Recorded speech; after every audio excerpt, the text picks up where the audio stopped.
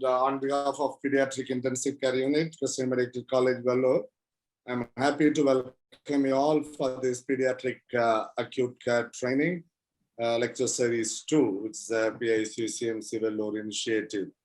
Today, as we know, day 8 and session 10, we are having the ARDS ventilation and weaning by Dr. Jolly Chandran, one of our senior faculty, which is moderated by Dr. Mani Vasagan and Dr. Rajesh Shah.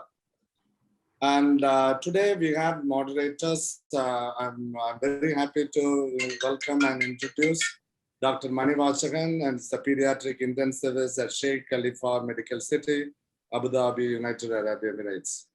And many of you would have known him from CMC as well as from other mission network, who's been a close associate of mine and friend of us. And he has worked as a senior faculty at CMC Vellore. After his MDP, he had his training in pediatric critical care at CMC Vellore with the IDP CCM of the IAP College of Pediatric Critical Care and past faculty at CMC. He has got many publications in peer-reviewed journals and is a IAP and AHA BLS PALS instructor. His special interest is in mechanical ventilation and respiratory physiology. You can see his photo, but he's looking now like you can see his live as well. Okay, now the next moderator is Dr. Rajesh Shah, who is a consultant in pediatric ICU, SRCC Children's Hospital, Mumbai. He's one of part of our excellent group of pediatric critical care fellows who are trained in our institute, in our ICU. He did his MDPs from Lokmanya Tilak Municipal Medical College, Mumbai. After that, he did his IDP CCM, which is a fellowship of the IAP College of Pediatric Critical Care and a postdoctoral fellowship in pediatric intensive care at CMC Vellore. And he worked as a consultant in PICU global hospitals in Mumbai. His special interest is pediatric liver critical care and point of care ultrasound.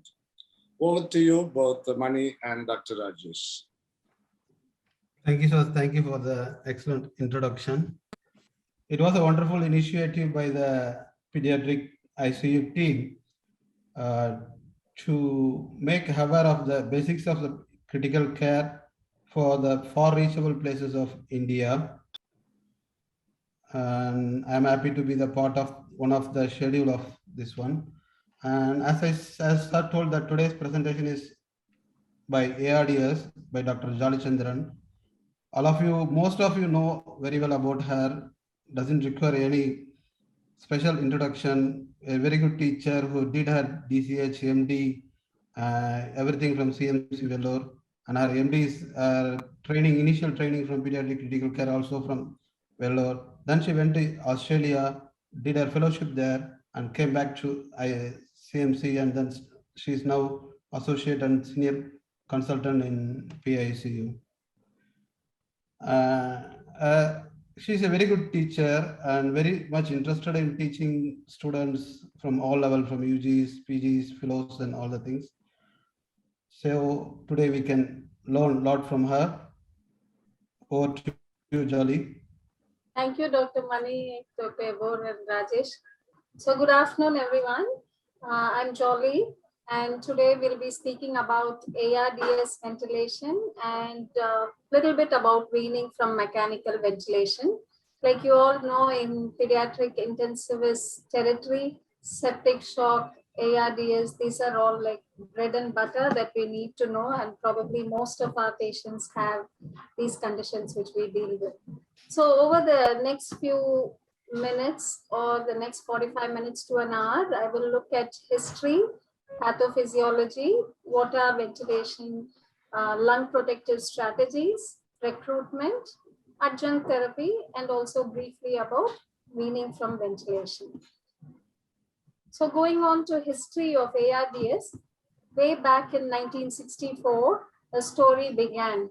In University of Colorado, there were two bright physicians called Ashbaugh and Petty. They finished their physician training and they were seeing a lot of sick patients. So they decided to start an ICU to look after very critically ill patients. And as they did, initially, they did see a 60-year-old man who was actually a trauma patient. If you look at the X-ray on the left side, the patient did have some fractures, but otherwise he did have major blood loss, and they did stabilize him very well. They were very pleased with their management that they had stabilized the patient well. However, after 48 hours, the patient developed increased distress, and this was the X-ray of that patient.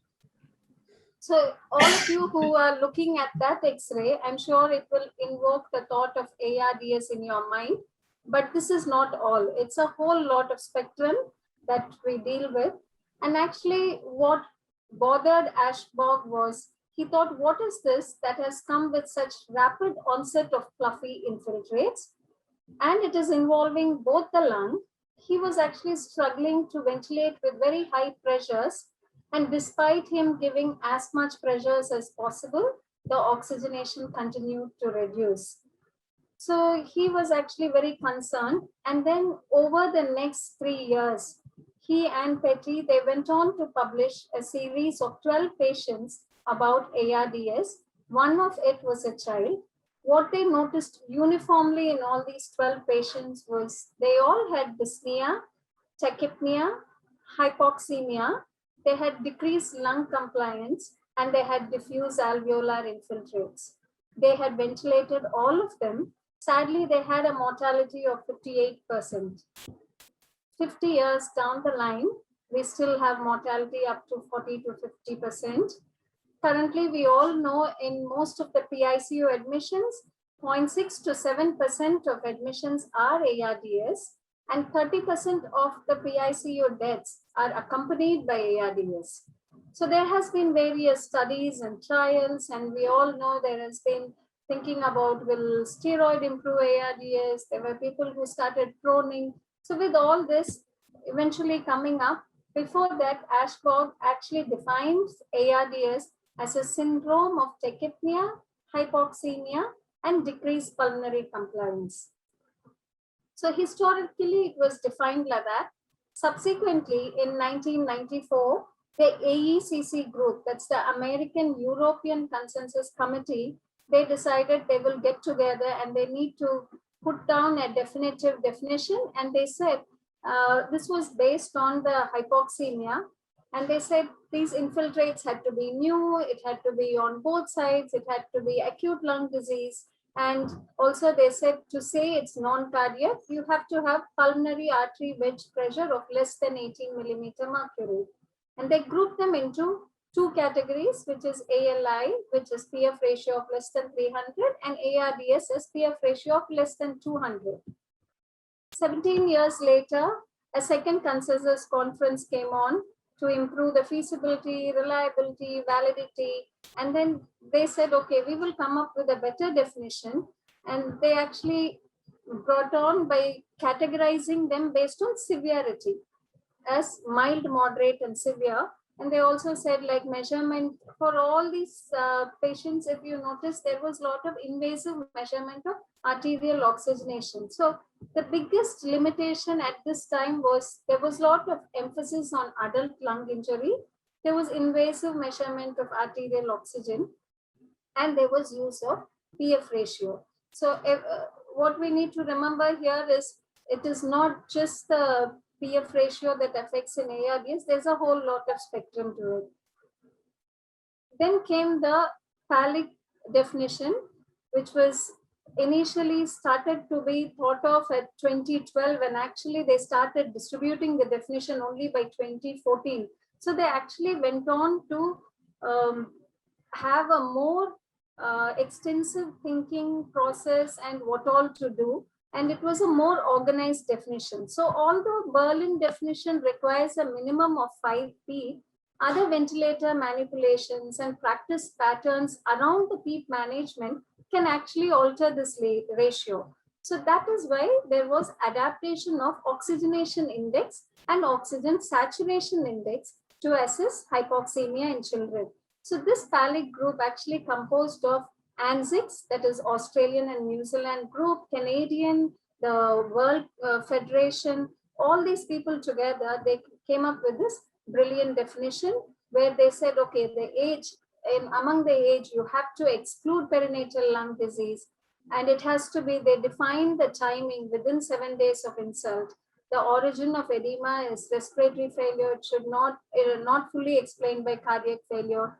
And they also said in non-invasive ventilation, they actually said PF ratio and SF ratio. The advantage being, like, if you're in a mission hospital where you cannot take arterial blood gas, you can go by SpO2 by FiO2, which is the SF ratio. And if it's less than 264, then you know that you're thinking of ARDS, pediatric ARDS. So it's easy to do. It is non-invasive. And also, this actually started casting a broader net so that there were early transfers and early referral for treatment of ARDS. And they also had a nice group where they said at risk of ARDS, and you start assessing for children quite early. So this story had started in the 1960s, and we will start our story. So I'll take you through a child, a 5-year-old, Miraculin. She had presented with fever for 7 days, fast breathing and vomiting for 1 day, and skin rash for 1 day. She was previously well, and there was no recent hospitalization. She was quite irritable at presentation. GCS was 15. Her room air saturation was only 80%. On non-rebreathing, 15 liters face mask, she was saturating 90%. She was quite tachycardic. Her temperature was 101. She had a faint maculopapular rash involving the palms and soles. She did have respiratory distress in the form of work of breathing on auscultation. She had bilateral crepitations. She did not have any gallop, and a quick screening echo in the emergency showed a normal functioning heart. This was a picture of her skin rash and her blood gas. So this is the pH 7.35 with a CO2 of 50, PaO2 of 60, bicarb of 19, base excess of -6. Her lactate was 1.5. And all this was on non-rebreathing face mask when she was saturating 90%. You all can see her chest X-ray. You can see there's bilateral infiltrates.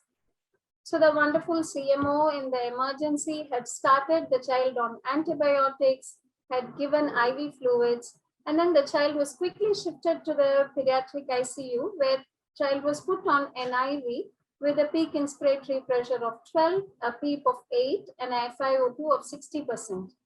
Her repeat ABG showed a PaO2 of 70.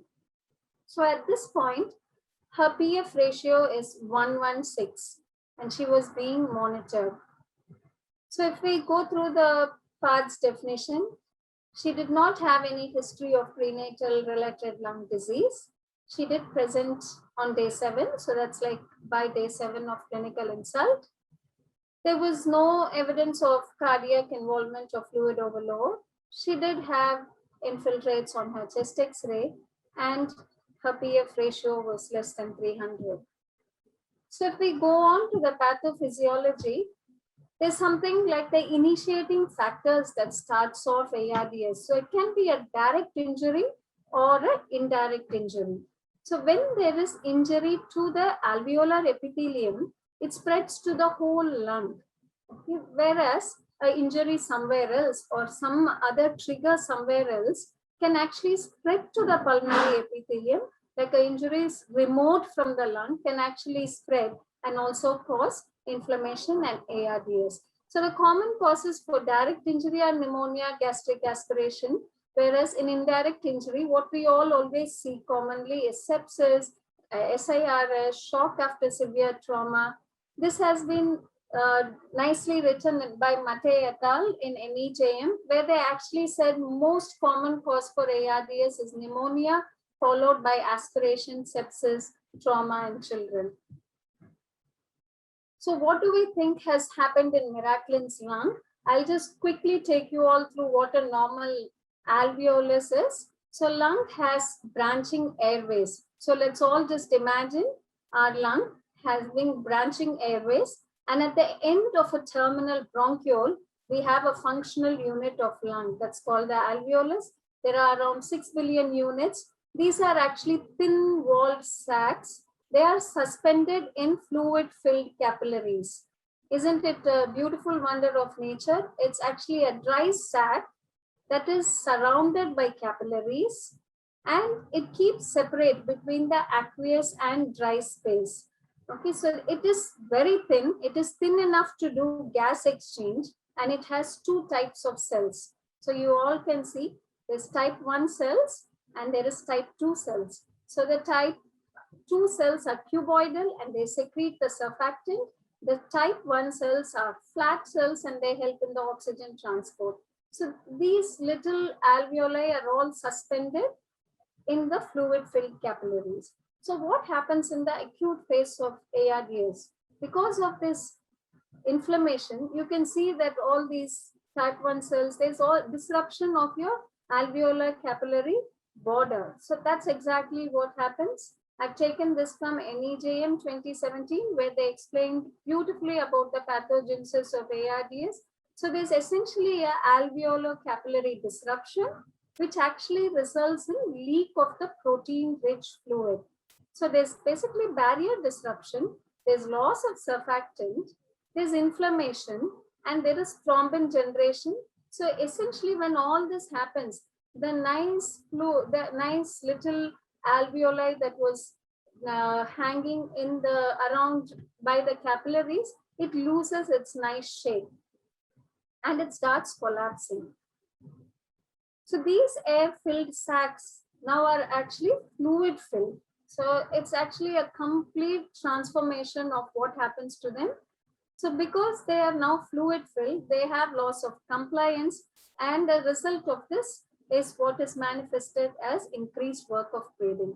In addition to all this, microvascular thrombosis also starts occurring, causing increasing BP mismatch. Also, eventually, there is reabsorption of fluid, there's apoptosis, epithelial repopulation, there's an involution of the inflammatory cells. So if the disease is contained, proliferation can occur, or essentially resolution leads to near complete, but never a complete normal. So alveoli are extensively damaged in ARDS. So one quick look at it, essentially insult produces diffuse alveolar damage. There's a lot of pro-inflammatory cytokines. There's neutrophils to lungs are activated, so toxin mediation release. So all this can result in escape of protein from the vascular space, and eventually the fluid goes out and there's loss of functional surfactant and there is alveolar collapse.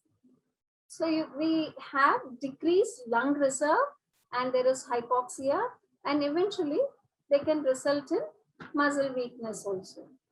So the consequence of ARDS is you have impaired gas exchange, compliance issue, long-standing pulmonary hypertension, and also increased airway resistance. So the phases of ARDS is exudative phase, then proliferative and fibrotic phase. So in exudative phase, it is acute development of decreased pulmonary compliance with arterial hypoxemia, tachypnea, and what you see in X-ray is diffuse alveolar infiltrates because of the acute development of this fluid. So you'll see infiltrates like pulmonary edema, what you see over the first 1 to 3 days. Then you have the fibroproliferative phase where there's increased alveolar dead space. There's refractory pulmonary hypertension, and this is when they will begin or start to have scarring of the alveolar capillary unit. It can even last up to 2 weeks. And then once they go past this phase is when they go on to recovery phase, where there's restoration of alveolar epithelial barrier and there's gradual improvement, and then eventual resolution of arterial hypoxemia.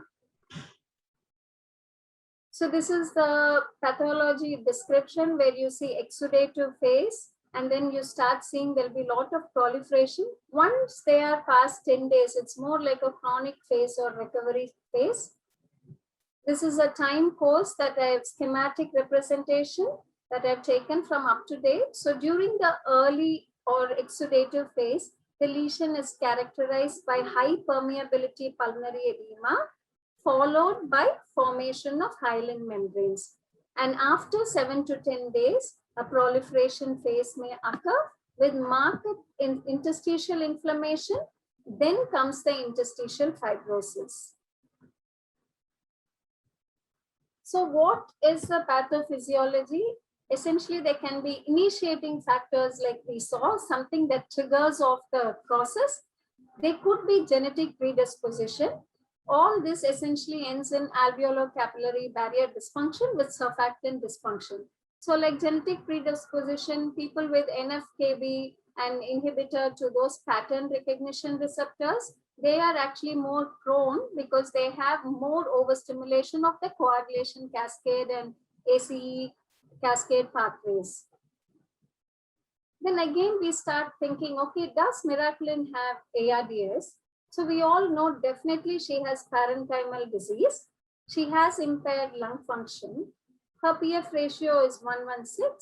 Her SF ratio is 128. So then suddenly someone asks you, what would her oxygenation index be? So I'll just quickly take you through this description. So if this is an alveolus, okay, and this is a capillary.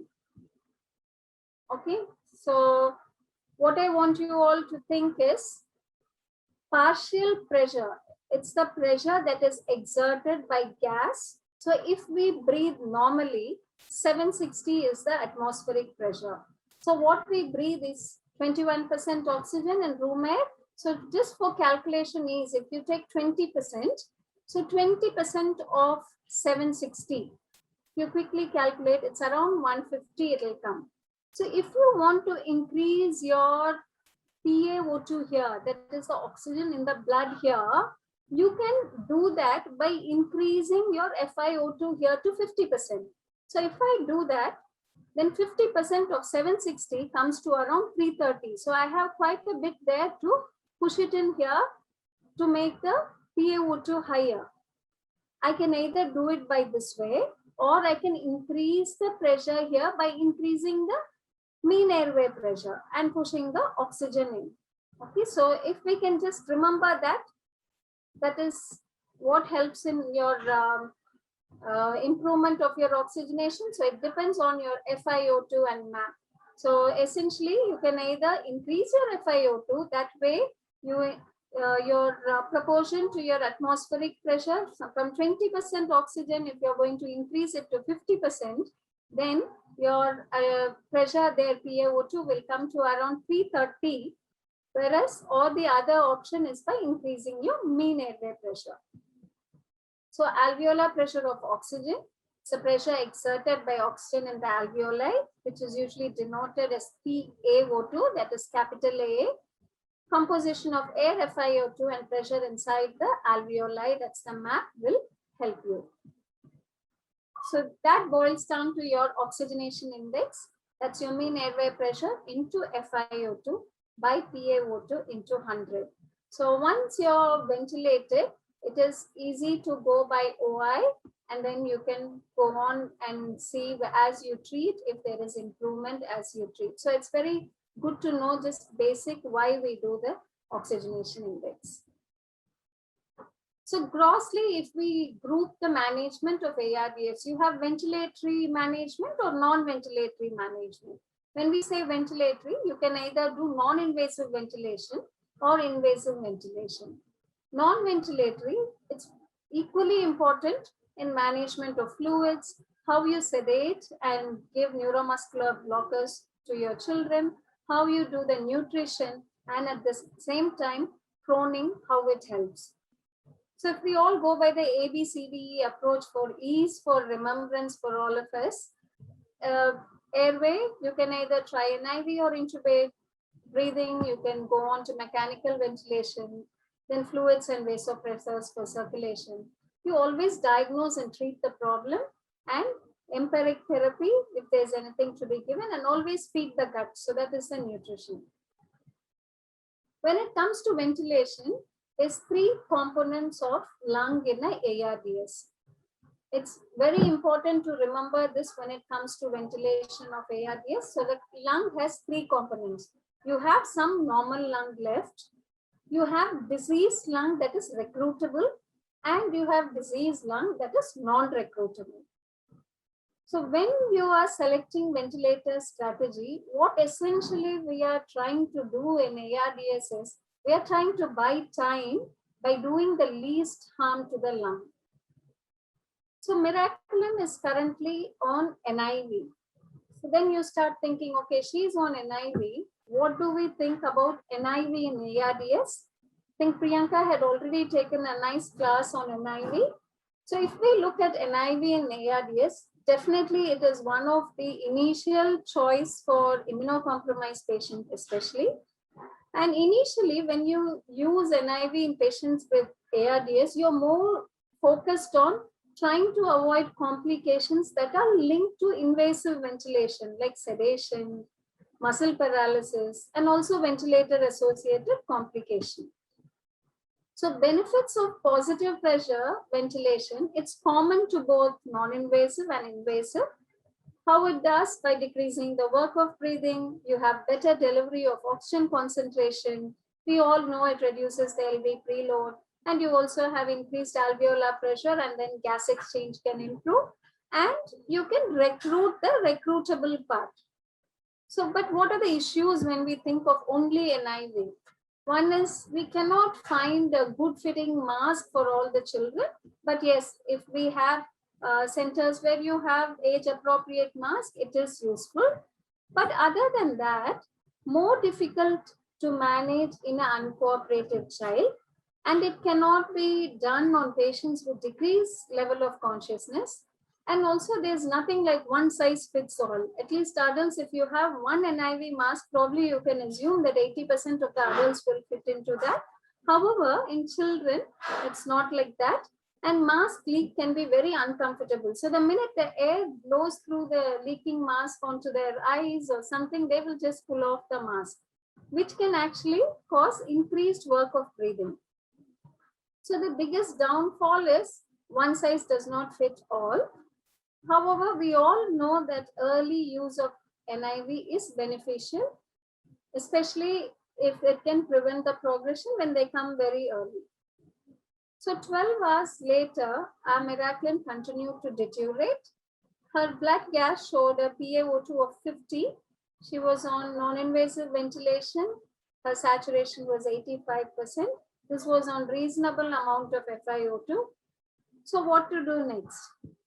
So of course, she got intubated and ventilated. So the essence for ventilation, like I've been telling till now, is you buy time doing least harm. So essentially, we know the lung is all inflamed. We think the alveolar capillary border is all lost. So it needs to heal. So ideally, we should be giving complete rest. So is that possible? Not possible. Yes, maybe in centers where you have ECLS for lung pathology and you go on. But for us, for basic treatment, we cannot do that. So how else can we improve? That is by doing gentle ventilation. That is the key. So 4 important things to remember is the goals of mechanical ventilation is one, it's called baby lung concept, where you try to give small tidal volumes. Open lung concept, that is what we all talk about, optimal PEEP, where you try to keep the lung open and you will allow some amount of CO2 and you will also allow some amount of desaturation.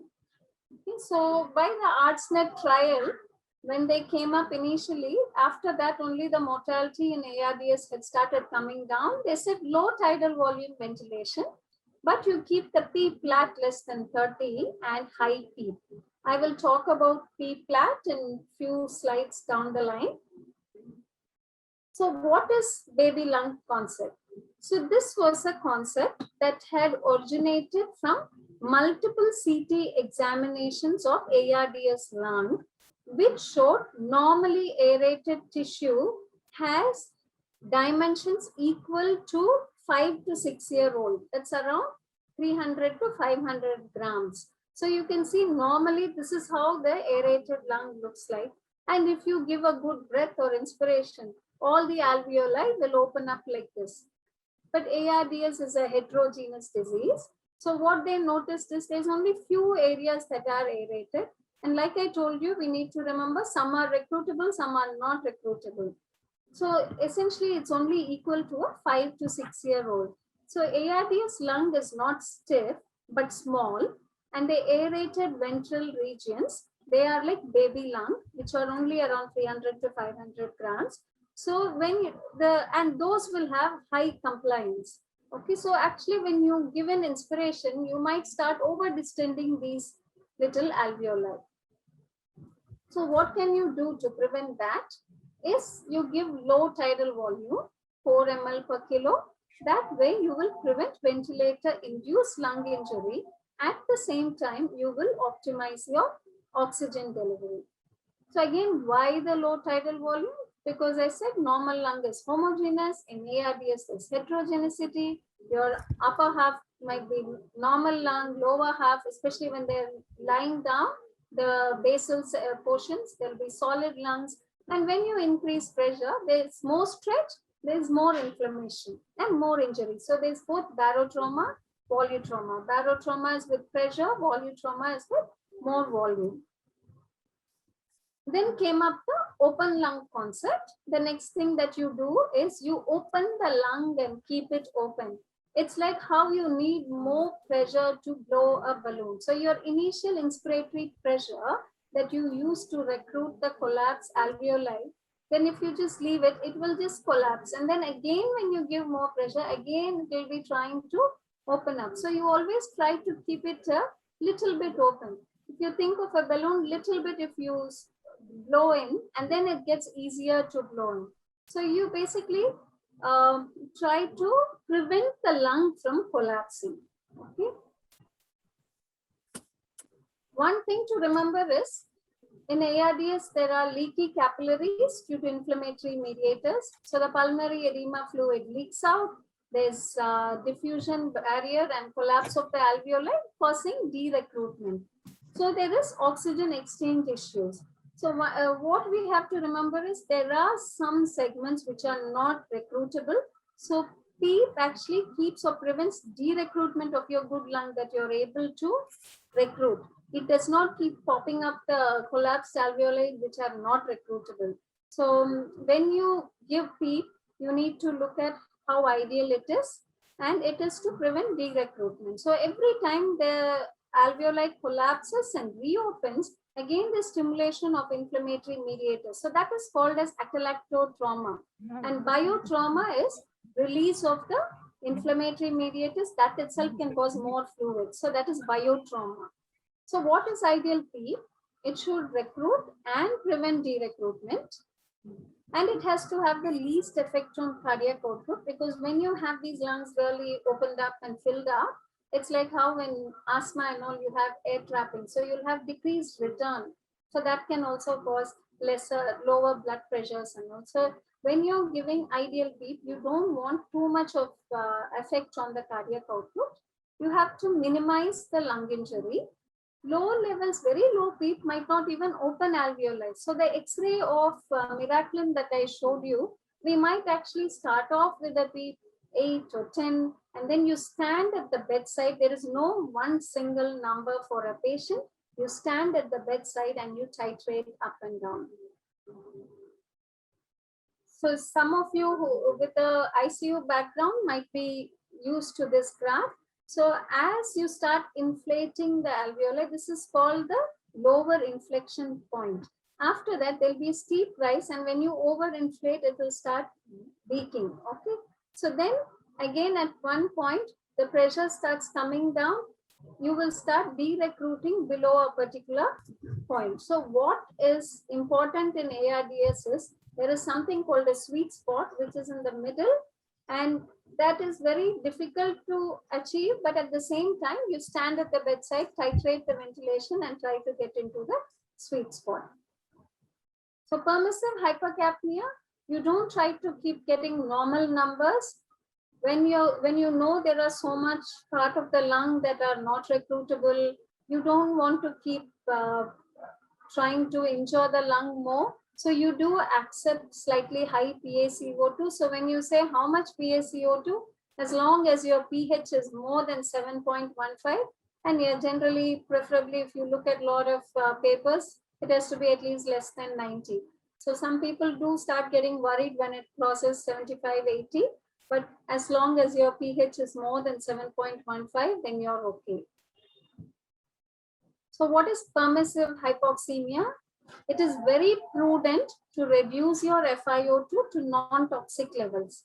What is non-toxic levels is FiO2 of at least less than 60%.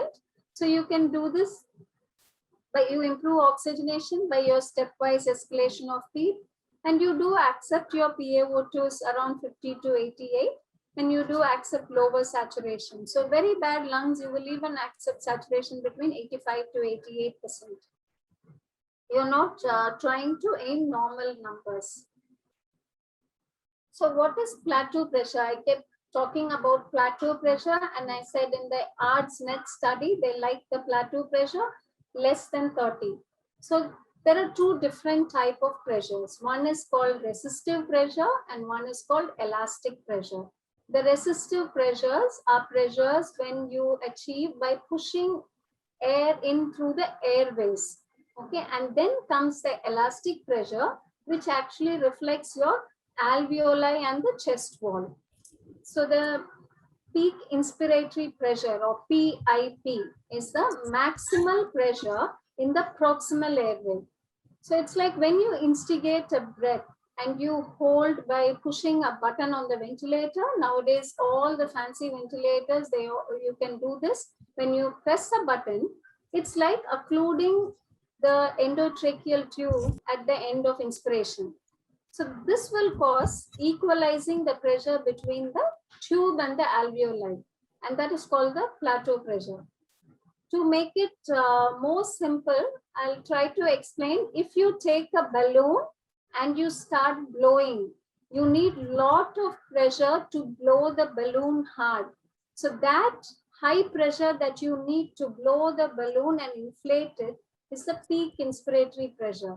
Once the balloon is blown, you still keep it in your mouth and you stop blowing. When you do that, the pressure will equate between your upper airway and the pressure inside the balloon. Okay, so that is the plateau pressure. So that is what you can do on the ventilator. It's the pressure that measures the alveolar and the small airway pressure. At the same time, compliance of the chest. How to do it? You press the inspiratory hold button for 1 second. You have to take 3 readings and you pause given after every 6th breath, and you have to record every 4 hourly.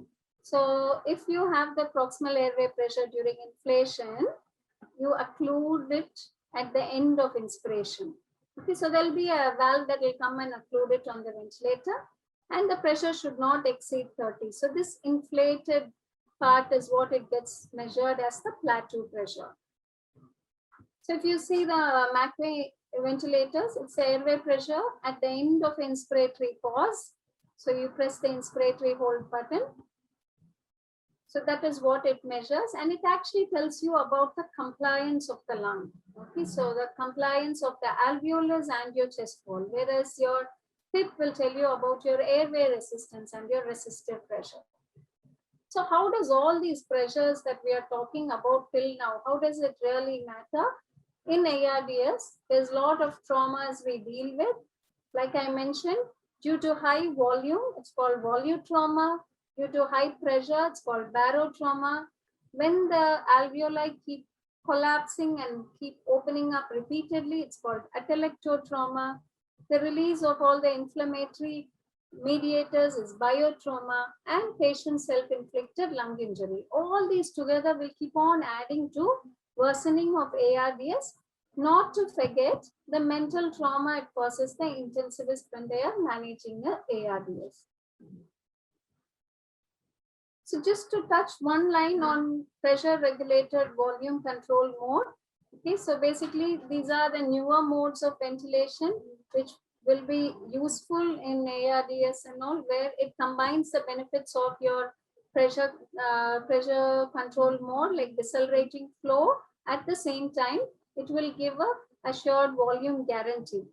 So it's how it's done is the inspiratory pressure is regulated by feedback loop, and there's a value based on the volume pressure calculation by the ventilators. The ventilators, the newer ventilators all come with that, and then it calculates the previous breath compared with the preset target tidal volume.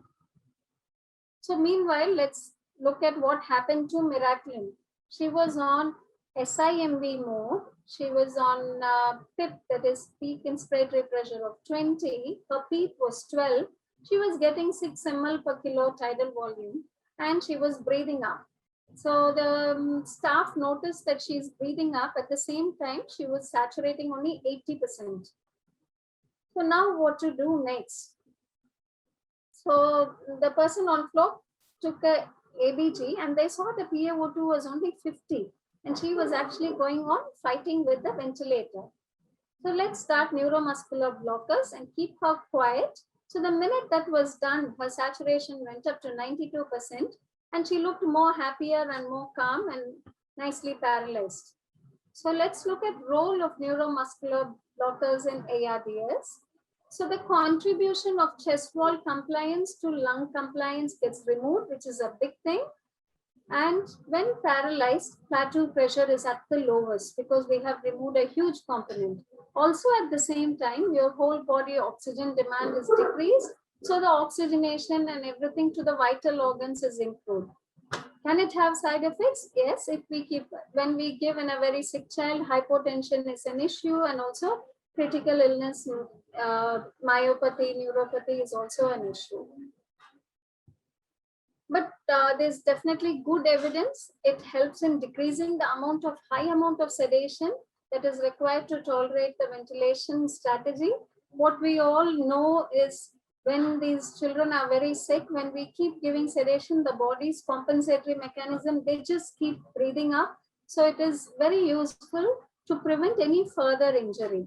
So there, and also there is some little studies that says there's also some anti-inflammatory effect of neuromuscular blockers, especially IL-6 and 8 expression gets impeded. So it actually helps in promoting patient ventilator synchrony. Then you can do your principles of low tidal volume ventilation, patient is not breathing up, you remove the huge component of self-inflicting lung injury, and you think that improves oxygenation. All was well. 1 hour later, she started desaturating to 80% after somebody had given a suction. And you do a gas and you see again her PaO2 is 48. So how do we help her? We think about recruitment. So if the child is lying down, alveolar consolidation usually occurs along the gravitational axis in acute lung injury and also in ARDS. So the pulmonary blood flow is preferentially distributed to the dorsal lung regions. So they are perfused, but they do not contribute much to the ventilation. So you can see the inflated part even in normal lungs, and then you have small airway collapse, then you have alveolar collapse. So how can you do that? You can either go ahead, recruit them by taking them on the bag after you sedate them. Otherwise, like all of us must have read through all the newspapers now about how beautiful and wonderful prone ventilation is. So supine position in normal lung, you can see the heart is positioned like that. And like I said, the dorsal segments are more perfused. So the recruitment of the dependent and dorsal regions of the lung, which are most affected, can be done by prone positioning. So your heart and mediastinum, they move towards the sternum and they relieve the pressure on the posterior segments. Also the shape of chest wall, heart, diaphragm, everything kind of helps, and you start having those perfused segments will also start getting aerated, so that will improve your oxygenation.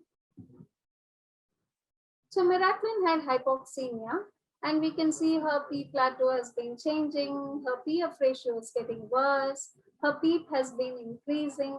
Despite all our effort, she seems to go into something called refractory hypoxemia. So whatever we have done with all our maneuvers till now, we can see that PF ratio is continuing to come down.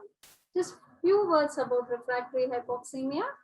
It's basically when you start seeing the PF ratio is less than 100, And with all your ventilator protective strategies, you're unable to maintain your P flat less than 30, despite giving only tidal volume of 4 ml per kilo ideal body weight.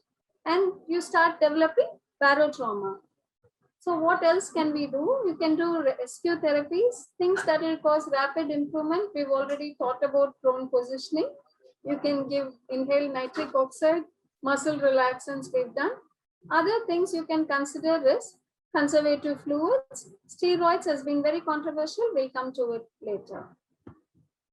So she gets disconnected accidentally from the ventilator, and then again her SATs go back, and even after connecting back, she takes time to come back. So what are the different types of recruitment maneuvers? So basically, these are procedures where you do a transient, sustained increase in your transpulmonary pressure. It's mainly to open up these alveoli which are recruitable, not to do anything to the non-recruitable ones. And it's mainly used as a primary modality for improvement of oxygenation in ARDS. It's also a part of your open lung approach. Okay, so it should not be routinely done unless and until you have severe hypoxemia.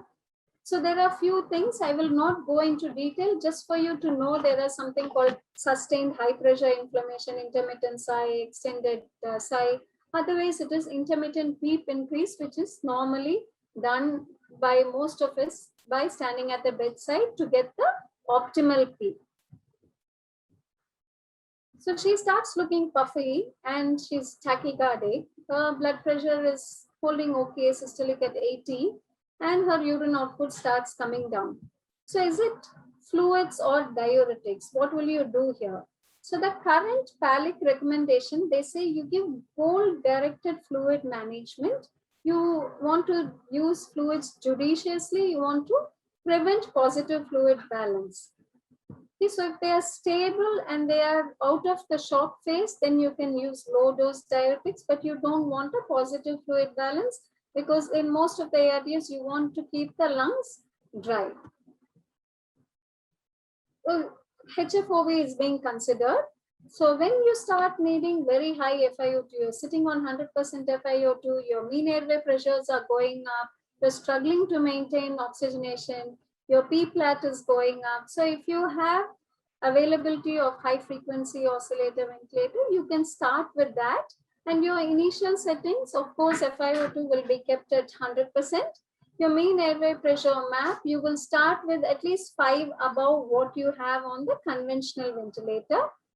And then amplitude you set by, when you start it, you will watch for something called wiggle, that is the movement, and you want it up to upper thigh. And the bias flow is ranged between 20 to 40 liters. Usually in children, we keep around 25. So I was talking about a sweet spot some time ago when I showed you the graph. So essentially HFOV gives low tidal volume below the physiologic tidal volume at around 2 ml per kilo, okay, at a high rate. So actually it remains at the sweet spot.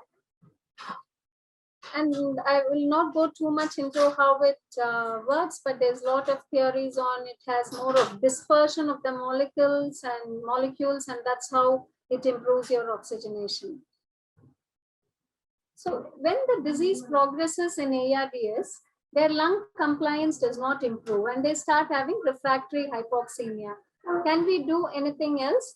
Yes, you always screen with the echo, that is to look at how your right heart is. Are they developing any pulmonary hypertension? You can start giving nitric oxide.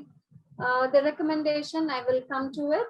So, and other things you can do is optimize hematocrit to improve your oxygen carrying capacity, conservative fluid management, and then steroids plus minus, we'll talk about it. So how do we give inhaled nitric oxide? It's essentially a selective pulmonary vasodilator. It's most often needed sometimes when they go on into the second week. So when there is decreased lung compliance with pulmonary hypertension. So you start around 15 to 20 parts per million, and the positive clinical effect should be seen within an hour. So there is gradual weaning that is recommended.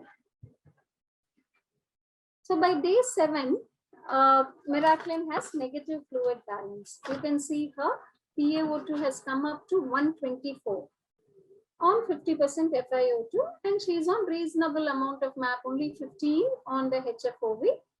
So she was successfully weaned off from HFOV onto a conventional ventilator. She improved, going on to get extubated by day 10.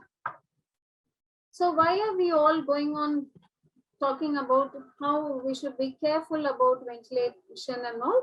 One thing we need to remember is the pulmonary vascular resistance. It is highest when it is at a high lung volume, and it is high at also a reasonable amount of residual volume. So you need to get to this box where it is this relationship between the resistance and the lung volume is U-shaped. That's because the pulmonary vascular resistance is interplayed by the extraalveolar vessels and the alveolar vessels. So these extraalveolar vessels, they run through the lung parenchyma, which increases via radial traction when the lung distance.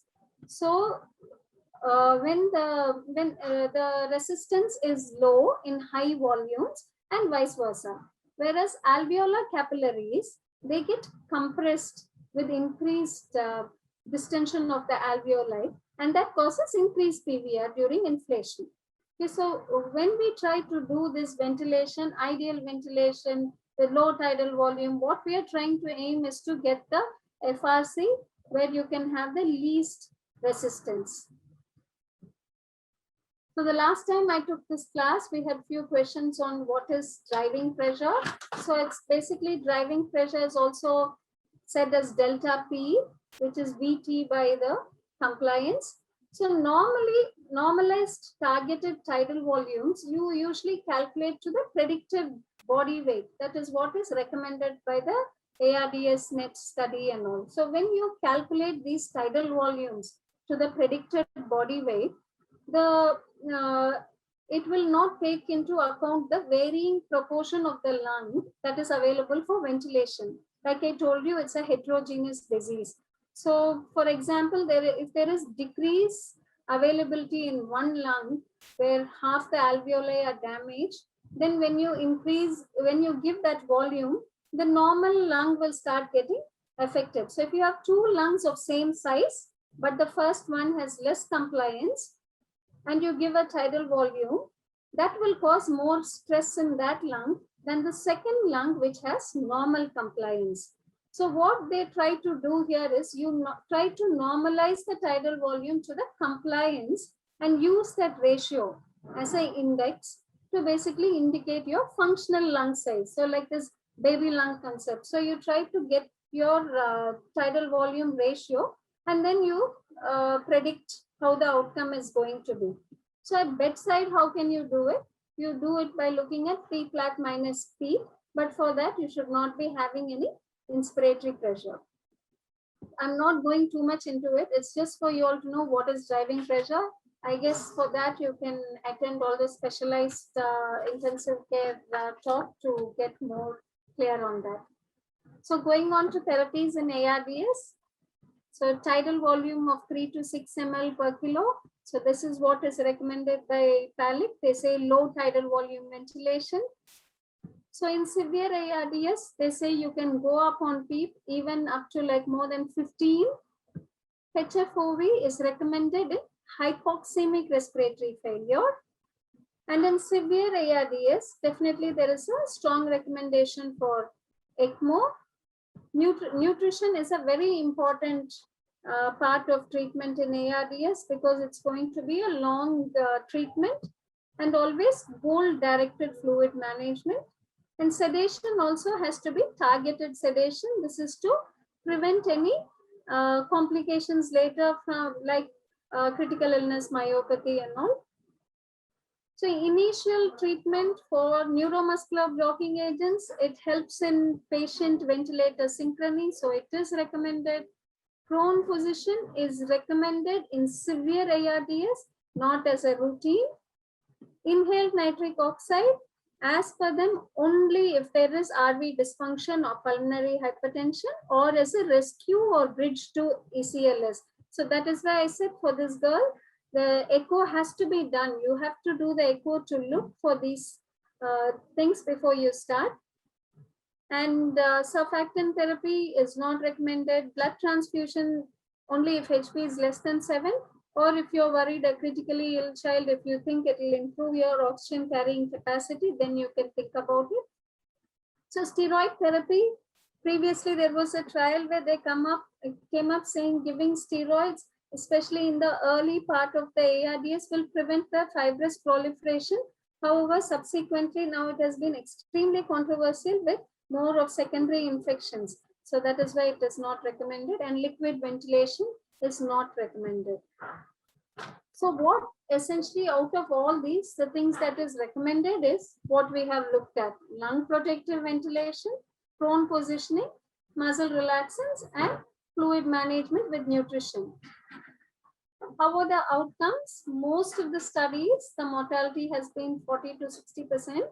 However, over the last decade, the mortality seems to be decreasing from around 50 to 60% to it's actually lesser than 40%. It's in the 30s in good centers. And majority of the deaths where there's sepsis or MODS, where they have associated ARDS than a primary respiratory, and outcomes have been similar for both. So take-home message is non-ventilator strategies. We have sedation and neuromuscular blocking agents. I know I'm going on emphasizing these are the 4 important things. When we look at ventilator strategy, you try to do less harm by allowing permissive hypoxemia and hypercapnia. And when you select any strategy, you are buying time by doing least harm. We're supposed to look at weaning and extubation. I have only 5 slides, so we'll go through it quickly. So what exactly is weaning and extubation? Very beautifully told by Dr. Donald in 1977. He said the separation of a patient from a ventilator is nearly a pure art. And as you start practicing, you know that actually it is a pure art, and you need to know when exactly to remove and not to keep leaving them on the ventilator as well. So weaning is transition from ventilator support to completely spontaneous breathing. Extubation is, of course, removing the ET tube. Usually you start thinking about it when the primary disease is resolved, when you think there's good gas exchange. FiO2, some books will say around 50% minimum, you need to have come down to around 60% at least, less than 60, but most of all it's around 40%. Their sensorium has to be good. So when we say good, you need to know what the background sensorium was. Are they able to maintain airway? So that is your biggest question. And they have to have sustained spontaneous respiration. At the same time, they should not have anything that will add any undue burden to their respiratory muscles, like cardiac insufficiency, MODS, like they're not having high grade temperature, hyperinflation. At the same time, muscle weakness. Other things you can look at is they're not on too much inotropes, and you don't want to extubate someone if you're going to reintubate tomorrow for a surgery, and pretty much have normal electrolytes. So easy mnemonic is 4 important things to remember that you look at before extubating is move. So that's mental status, oxygenation, ventilation, and expectoration. So when we say oxygenation, you're making sure that the oxygenation, that's the PO2 is good. Ventilation is where the CO2 exchange happens. So you want to just have a rough idea that they have reasonable blood gases before you extubate. Quite a few weaning tests. I'm not going too much into it. So you have to do what is most applicable for your center. In an intubated child, you can just go on to the CPAP pressure support mode.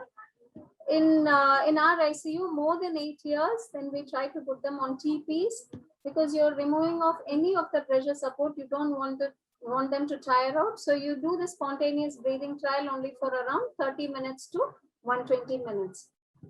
And at the same time, what will you look for? When you put them on this, you should always see, is their respiratory rate going up? Are they beginning to get sweaty, or are they desaturating? You don't want them to have too much of profuse secretions and all that before you extubate.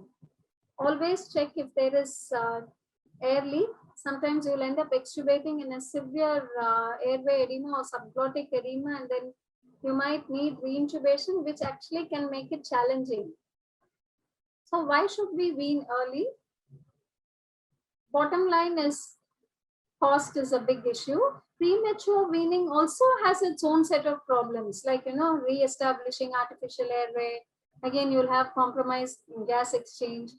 Other reasons are we want to wean them early because there's high incidence of nosocomial pneumonia, and as you end up ventilating them longer, you have increased mortality risk. So the few tips to optimize weaning in a critically ill. So less is more. So avoid too much of high dose sedation, diaphragmatic protective ventilation. You don't want to give very high pressure ventilation. Daily you assess, are they ready? Are they ready to be extubated? And you can have like a protocolized weaning that you can do. Also, when a child fails on SPT, you go back and give them a break before you insist on pushing them to be extubated.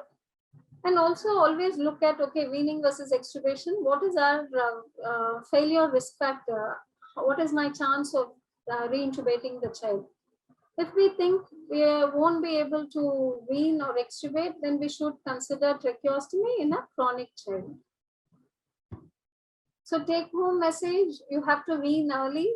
So some of us actually say weaning starts from the time you put in the tube, right from when you start turning down the FiO2 dial and start reducing the oxygen from 100% down to 60% or 50% to what the child starts saturating. Other thing you will wean is you want to come down to normal physiologic peak. Definitely in some immunocompromised or some condition, we do extubate with high PEEP as high as 8 or 10, but we go on to NIV. But general baseline rule is you try to come down to physiologic peak. And also your peak inspiratory pressure, you want to come down to reasonably normal values. And then the rate, you can wean the rate down. Also make sure there is no common reasons where the child will fail, like make sure the electrolytes are fine. And always follow what your best protocol is. There's no single protocol. Most of the centers do things on their own. Each intensivists are also different. So going back to ARDS and weaning, when you looked at this Miraculin, there were so many steps we did, and finally on day 10 or day 12, she's extubated and she's well. So don't give up normally in ARDS. It's always the last key on the ring which opens the door. With that, I leave it to the moderators. Mani and Rajesh, could you please to moderate? And there are some questions in the chat. It was a wonderful presentation which started from the history to the pathophysiology and then bedside management. And by ventilating, we are not doing any miracle. We just support and get time. That everybody has to understand. And ICU is not for ideal numbers. ICU is just, we need acceptable numbers. If you won't damage the lung further, and there is chances of recovery is more. Most of the cases, the mortality is due to the multi-organ dysfunction, which happens due to the ventilation-induced lung injury or secondary infections. And there is only few questions here. Can you take up Specific to Mani. No, can you, Mani, you have to come for, I can't see you. Okay. You come closer to the, see, there may be a lot of questions from in their mind of those who are ventilating in peripheral hospitals. So we have to speak up their mind probably, Yes. if they are not asking. So there is a question by Siva. So did you notice that? We are all saying there is even ARDSNet ARMA study proves low tidal volume, and now they talk about even ultra low tidal volume. And but bedside, you give more volume when initial stages. What is your comment on that? Yeah. So initially, if you see most of the ARDS patients before ventilating, they may be breathing at the rate of 50, 60, and with huge pressure changes, and we don't want to take the patient completely the physiology under our control. So the target is 4 to 6 ml per kg, but not like start with 4 to 6 ml per kg. Give the time to the patient to settle, and then over the time, another 6 to 8 hours, slowly target that tidal volumes. So if you start a child who is breathing at 8 to 10 ml per kg tidal volume with a rate of 60, you intubate, paralyze, intubate the child, sedate the child and start with 4 ml per kg, you will develop 6 ml per kg, you will develop severe asynchrony, and that will cause lung injury. That's why most of the patients you see next day morning, the lung will be more bad than the initial stage. So don't try to go to 4 to 6 ml per kg initially itself. Take your time, let the patient settle, but your ultimate achievement may be as low as possible within the limits. Yes, but I can counter. There are some studies shows in adult world, which if you do this low tidal volume strategy as early as possible, your mortality decreases. But because I do agree with Siva to an extent, the perspective of intensivist varies, but there is in research, there is proven clinical outcome is better. But we tend to keep on a higher tidal volume initially. No, I do that. That's what I'm just saying. Keep it, it's not at 6 ml. Try to keep between 8 to 10 ml. This is not my question alone. A lot of people, means some people who contact me from the peripheral hospitals, they do ask.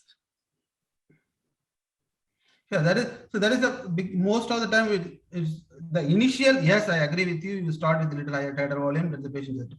But we have to come down. But we are not doing as a fear.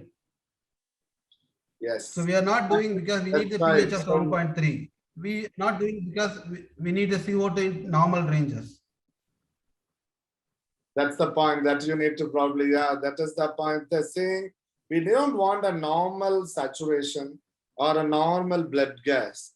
And Jolly was talking about this optimal PEEP, and many people are scared to go up on the PEEP initially, but they tend to go up on the tidal volume more. People, those who ventilate from peripheral hospitals can comment on that, their experience as well. So the Rajesh? General pediatrics, the thought process is initial days, PIP. If oxygenation is not there, they go up on the PIP. So that PIP helps in increasing the oxygen. It's not like the PIP may recruit a little bit of lungs here and there, but the PEEP is the main important thing which helps to maintain the MAP. So when you go up on the PIP, you go inadvertently, you go up on the tidal volume and you end up in targeting a normal gas. So when the fear of targeting a normal gas goes, I hope most of us will try to do a gentle ventilation. Rajesh? Yes, sir. It is a fear which, because of we want normal numbers and we are end up in increasing the tidal volume, increasing. We are not going much on the PEEP. We increase the just FiO2 initially, and then we go for a PEEP. But if we stick to the, we have to get the permissive hypercapnia, and we should not worry about the high PCO2. Then we can come down on the tidal volume. Otherwise, we will just, no, 70 PCO2 is very high, you should come down to increase the tidal volume. Then we'll end up in the higher tidal volume. This generally is seen in the all fellows and physician also. Yeah. So our patient, Dr. Jolly, our patient Miracle, if you see the initial blood gas is also the PF ratio is less than 100. 114, yeah.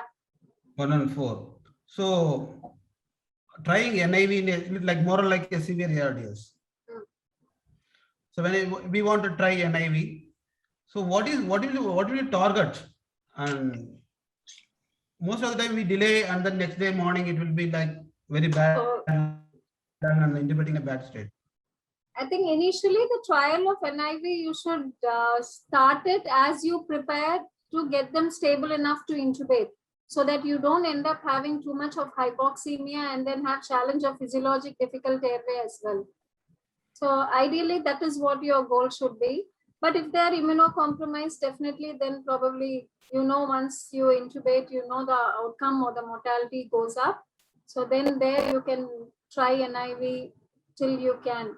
But otherwise, what I would do in a severe ARDS is the time I put on NIV would be only to stabilize till I have inotropes on board and I'm not too hypoxemic before I get the child to intubate and have a crash intubation. So what are the things you will monitor to see, okay, fine, what is your cutoff? This child is not improving, I have to go for intubation. Or this child is, improving, I can give some more time. Well, so if you have, based on if you have an arterial line or things like that, I would keep looking at PF ratio or SF ratio and see if the child is, first of all, clinically, you see after you put the NIV, is the child settling down on NIV?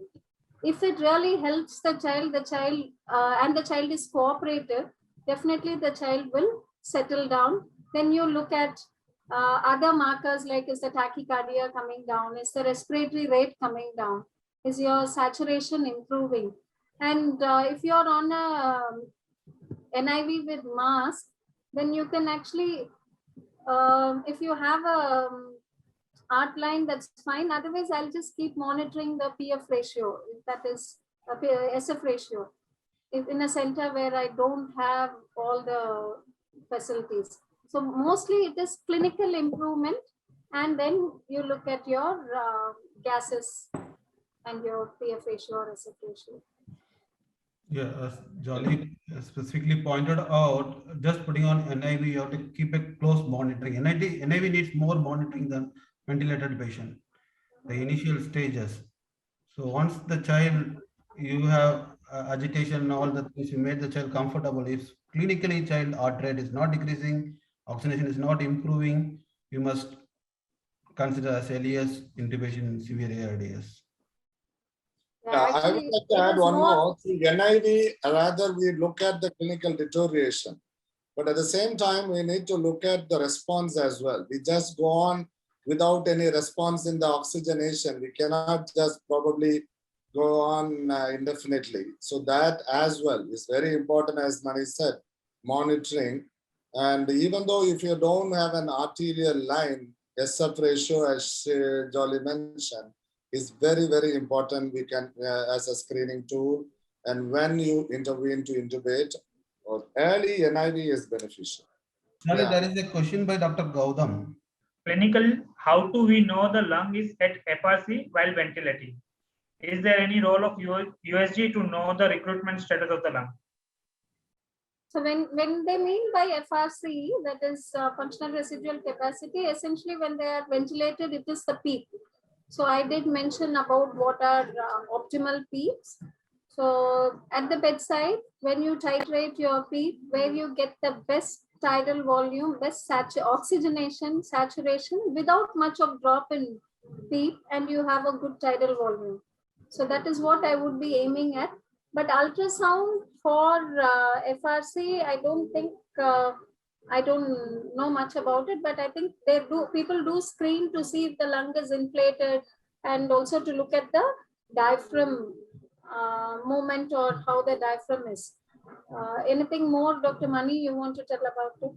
Yeah, so you pointed out when you ventilate the child on best compliance, that means with the optimum PEEP, that means more or less your child is in the possibly best FRC. That is the one. That is the way we can tell the as optimum PEEP means the PEEP which has less hemodynamic status and acceptable oxygenation. Ultrasound wise recruitment, usually we can screen with ultrasonogram whether any part is recruitable parts are there, that we can see by the B lines and then collapse consolidations. And we start titrating the PEEP, we can see how the aeration happens.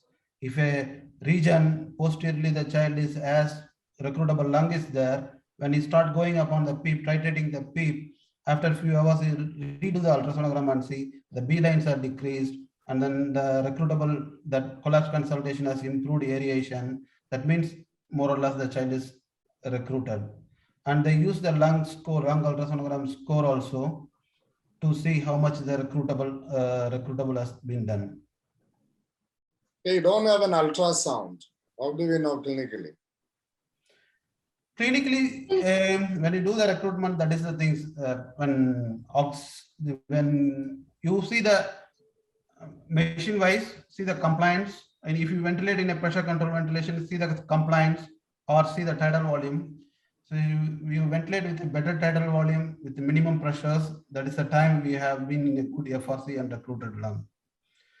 And the first thing to improve when I do a prone position, first thing to improve is CO2. When the CO2 starts improving more than early than the oxygen, that means okay, fine. That means you recruited the alveoli, more of minute ventilation is there with the same pressures. So you are thinking that this is a recruitable lung. At the same time, patient, any deterioration also you will look, or hemodynamics, will it be of any use? Yeah. Ventilating more. Definitely, sir. Overinflation with too high a peak will cause hypotension. So that is something we need to watch out for. Rajesh, there is one more question. Can you read? Yeah.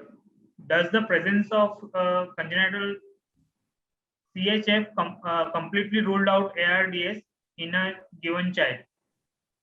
Are they mutually exclusive conditions? I think it's a theoretical possible to have a myocarditis with CHF and ARDS to coexist. Your opinion, please. So if it's from the congestive heart failure, like you said, you can have two things existing. You can have a congenital heart disease child who can come with pulmonary edema, at the same time can have a lung involvement with pneumonia, which can progress on to ARDS as well. But generally, your origin of edema in acute respiratory distress syndrome, if you look at the definition also, they say the respiratory failure, it's not fully explained by cardiac failure. So like you said, there are special conditions, special population is, you have standard criteria for the age, timing, origin of edema. And when they have an acute deterioration in oxygenation, which is not being explained by the heart disease, then you say, okay, they are cardiac children with the ARDS. So what you're saying is right. You do have ARDS in these children. I'm not saying they're completely excluded. If you go back to the PARDS definition, there is one column in this new PADS definition that is for special population. It does say for heart disease and all. So they do look at LV dysfunction also in the same thing. So that is what you need to look at. There's something that is acute in onset, which is not being explained by just your cardiac thing. There is a respiratory involvement as such. Yeah, see, we do see in scrub typhus when they come with, right, they might have presenting with ARDS, but the myocardial dysfunction can come early as well. But that may not be the cause, but it may be the different, as you said, non-cardiac origin. So this is one condition we come across. Yes, but the definition of ARDS stands good when there is non-cardiac origin. And Mandar has asked something. Yeah, he is asking, early proning in ARDS can be how early? So actually currently, I think in 2020, they did have publication from an adult study where they said, even in moderate ARDS, the early phase of moderate ARDS, they said even before intubation, you do awake proning and that will improve your oxygenation. I think of late, we are also trying to do some awake proning in our children. So I would say when they, so go on. No. What I'm trying to say is we do even within an hour or two. So we have started doing that. That's what I'm saying. There is no time. I don't know. Is there any study comparing timing? They didn't look at the time, sir, but they said as soon as you see moderate ARDS, you don't wait till you go on till it becomes a severe ARDS and use it as a rescue measure. You do it much earlier to improve your oxygenation. That way you recruit all your dorsal segments as well. What, Mani, what is your experience? Yeah, as Charlie told. So you intubate, assess the PEEP, you try to go to the optimum PEEP, still you are not able to oxygenate, you have to do recruitment. First recruitment fails, prone the child. It's not like we have to wait for, once the child is hemodynamically stable, you stabilize the things, but your conventional ventilation, you think it's not, recruitment is not working, so prone the child. Yeah, proning is also a recruitment manner, right? Yes. Yes. So Jolly, So just one more question is there, no? Yes, sir. One more question is there. Dr. Mani. In ARDS de-recruitment, de-recruitment occurs each time with suction. Does using inline suction has any benefit? Any method to minimize de-recruitment while suctioning? So definitely you need to sedate the child well, because one of the thing when you disconnect and suction is they do cough, and that is another big thing for causing a de-recruitment. So you sedate prior to going on to do a suction, and you do only if needed. You don't keep on disconnecting and doing regular 2-hourly suction or so. At the same time, definitely we have been off late using inline suction in ARDS children, and it does help. It's not as much as you disconnect and you go on.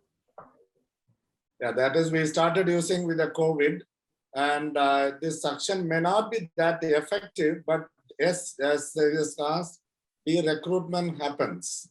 But we need to have a real quick and protocolized suctioning while we are doing. That's also we follow. Any other comments from the moderators? So inline suctioning, generally problem with the inline suctioning is if secretion is very thick and it will not helpful much. So better to that time we have open suction, but it should be like as and when required, not routinely. De-recruitment can happen in many ways, even a fighting child, right? Asynchronous and all that. So we need to consider everything and keeping the child calm. That was the role of a neuromuscular blockade also has come. Further questions? so Jolly, how long you will paralyze the child? You told about neuro paralysis. So what is our, how long you will paralyze the child? So I would start by going one day at a time. Every day you assess how the child has improved, and also every day you assess by stopping the neuromuscular blocker at least for an hour or so, and see when the child moves, is the child tolerating that. So I would do that. One thing is to prevent your critical illness, myopathy also. You want to stop and see, but you can't decide for the next 7 days, I'm going to paralyze the child. You do regular assessment and then decide on continuing. So as Jolly mentioned, this is, it's not like next 2-3 days I will paralyze. As long as early as patient the lungs improves, try to stop it. Do you give Definitely. holidays? Yes, sir. Definitely. Daily sedation holidays and neuromuscular holidays and assess. I know as intensivists, we don't like moving child or crying child, but I guess we have to. So as intensivist, whatever we don't want, that will damage the patient. There's one question from Siva Vyasam. Child with a traumatic brain injury noted to have a severe ARDS. Any specific consideration in this case? So your biggest thing is, first of all, when you keep high P, you're going to have increased intrathoracic pressure, and that causes it'll impede your SPC return, and obviously it'll worsen your ICP. So there, I think you go by balancing based on your oxygenation. At the same time, you don't want too much of hypoxia, worsening hypoxia-related ICP change as well. So I guess it is very challenging when you have a TBI child with ARDS. When you do the ventilation that time, you need to do a fine titration, avoiding hypoxemia as well. Ma'am, here we also avoid permissive hypercapnia, because that also detrimental for the traumatic brain injury. TBI as well, yeah. Your brain takes over lung, right? So brain has to be there when the lung gets better. So we need to balance very judiciously. Still, I remember the discussion in DKA whether kidney or brain. Yeah, kidney we can support. Food Brain is important to keep it alive. Many of the movies they refer to the brain as kidney, sir. Kidney irukada, they will ask. One more question from Antar, sir. Opinion about partial recruitment versus maximal alveolar recruitment, as some studies are suggesting that maximal recruitment is associated with increased mortality. So I think here is what I mentioned. When you're recruiting, you don't want to overdo it. You try to recruit only the recruitable alveoli, because any over recruitment, definitely now I think after the ARM trial, you think that any over recruitment, you have higher mortality because of hypotension and other complications. So you do partial recruitment. I would say you recruit what can be recruited, not like trying to pop up the alveoli that refuse to open. So you probably do like a decent partial diet. At the same time, you try to feel full but not over full. Dr. Jolly. I Just only- a practical question. So, a hypoxic child, when you prone, we have difficulties. So, how you prepare your team for proning a hypoxic child? Yeah, so We can first of show all- on video at the end if there is a time. Our team is proning the child. You can comment whether they have done appropriately or not. Over to you. Because it is a fear. Everywhere it's a fear. yeah.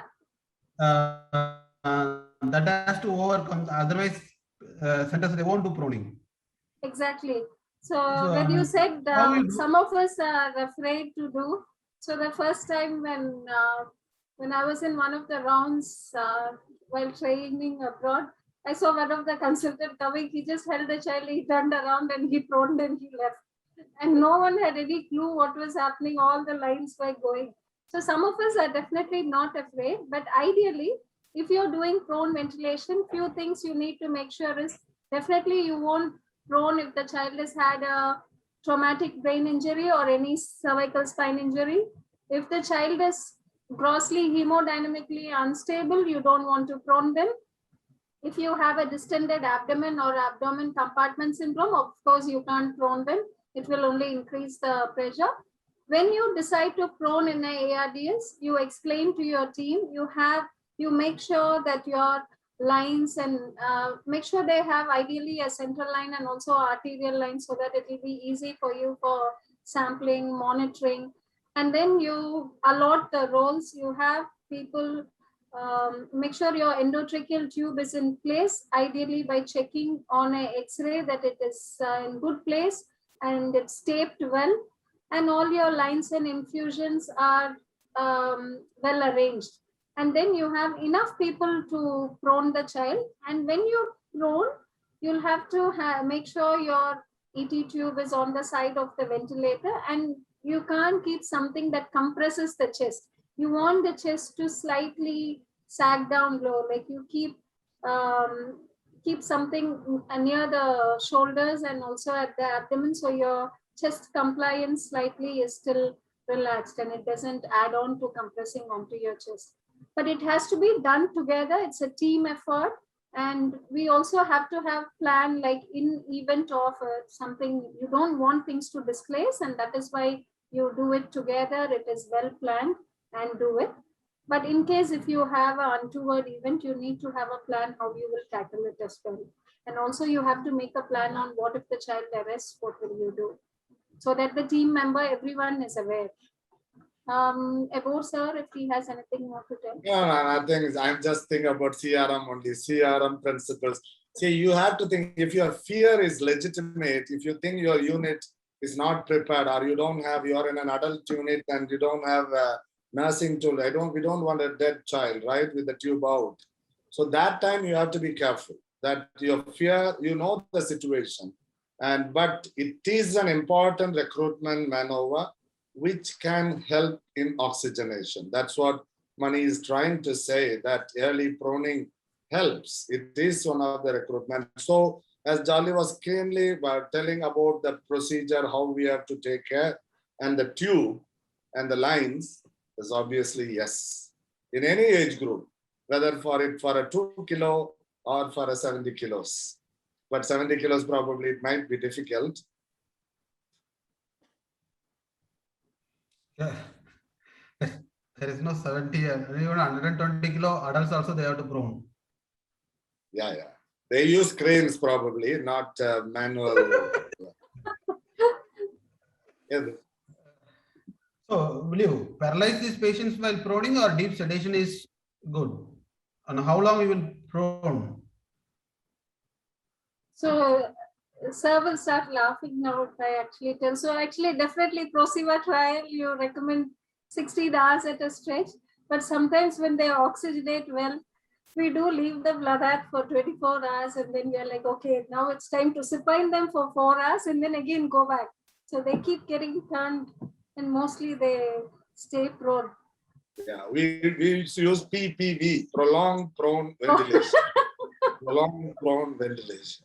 18 hours also. Or 20 hours. With this PPV, intensivists are happy, but nursing, what are the problems they are facing? They are used to it by now. They are not complaining. So Alex has put some question on chest physiotherapy. Yeah, chest physiotherapy can be given or not in the ARDS patient. And second question, for suctioning, can we use saline? So one of the thing is routinely using, unless and until you have very thick secretion, probably it's not really good to keep putting saline. One is, secondary infection. Other thing is some children with very bad ARDS, when you actually instill saline, they can even go into bronchospasm. So it is quite variable unless and until there is very thick secretion and you're worried that it's not going to come out. The tube is, there is a threat for the tube to be partially blocked. I wouldn't keep recommending putting saline routinely. Dr. Mani, your take on it? Yeah, same thing. Saline is unless otherwise needed, otherwise no need. And physiotherapy is mandatory for all patients. Yes. Unless and until there's pulmonary hemorrhage, or if it's a TBI with ARDS and you don't want them to keep going. Also ventilating. I know many people they ventilate, and even our fellows and our faculty, if they have any questions. So there's a lot of hype about the driving pressure now, Dr. Manivachak. So what do you suggest? How do we know the driving pressure? We know that P flat minus PEEP. Yeah. So ultimately everything comes, if you see all the things comes to the basic principles of low ventilation, low minute ventilation and optimum PEEP. Open the lung, keep it open, that's all. Absolutely. So Driving many things have come. Yeah. And especially for that, we need to be very conscious about the ideal body weight as well at the same time. Like they say, it's only a very fancy concept, but it's actually the basic thing that we do. That and there for years. It is yes, nothing. Yes. Just that, I think currently you still need more high quality studies. But otherwise, like you said, it's what we do only. Just that now it's come up with a name and everybody talks about it. The first thing is the intensive is fear. You have to accept what is acceptable values for the patient. Then we'll start doing all the gentle ventilation. Yeah, it's the mental trauma other than the bio trauma, epileptic trauma. One more important thing that the slide Dr. Jolly showed, all the trauma. If you prevent all the traumas, volume trauma by low ventilation, barotrauma by preventing the plateau pressure below 30, and optimum PEEP, that biotrauma and stress trauma. Plus, another thing important is self-induced. In NIV and asynchronic patients will develop that patient self-induced lung injury. These things, if prevent, I think more or less our ARDS management, ARDS outcome will be good. One question from for Mani sir. Sir, yesterday you asked one question, a 4-year-old boy and very high weight was there. So ideal body weight to be taken for ventilation. Yeah. This is for the malnourished child also. If a child is 6-year-old and the weight is only 12 kg. So here also we have to take an ideal body weight, or what is the actual weight? Ideally, it is ideal body weight, but ideally it is ideal body weight, but at the end, if you see the CO2 production will be so low, so if you will end up in ventilating them with a very low weight.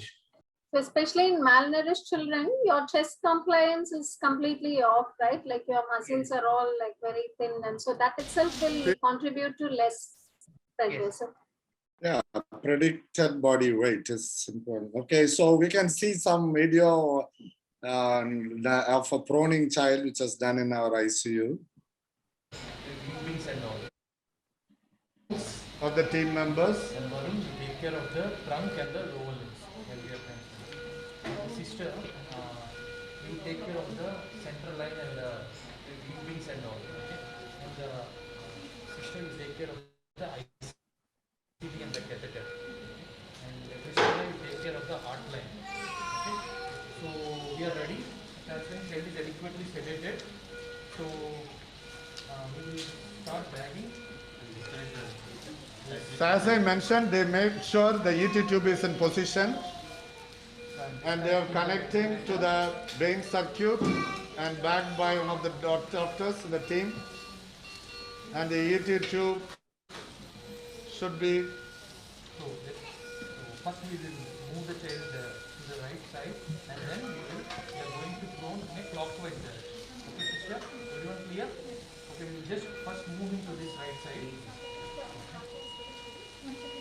So they are moving the patient to one side of the bed. Okay, we are going to move. Everything is okay? And the ECG leads in the front is being removed. Varun, you keep looking at the monitor also, please.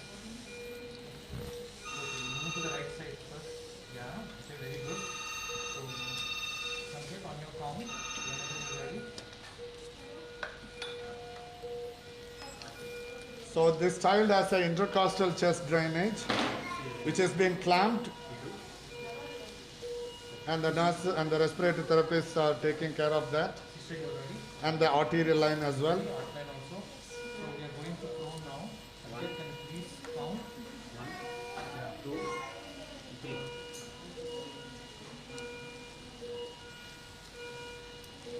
Please connect the ECG leads. Now the patient is prone. The ECG lead has to be connected to the back side of the patient. And they are making sure there is adequate volume is delivered. Looking at the monitor for the pulse oximetry and the vitals. Ideally, the head end should be towards the ventilator.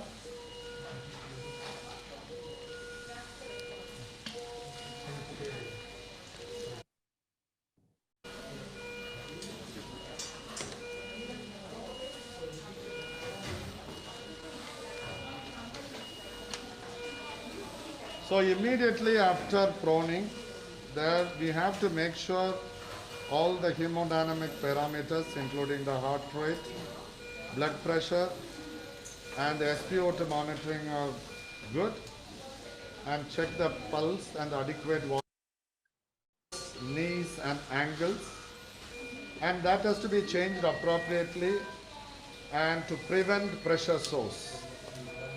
Sudha, you are ready with the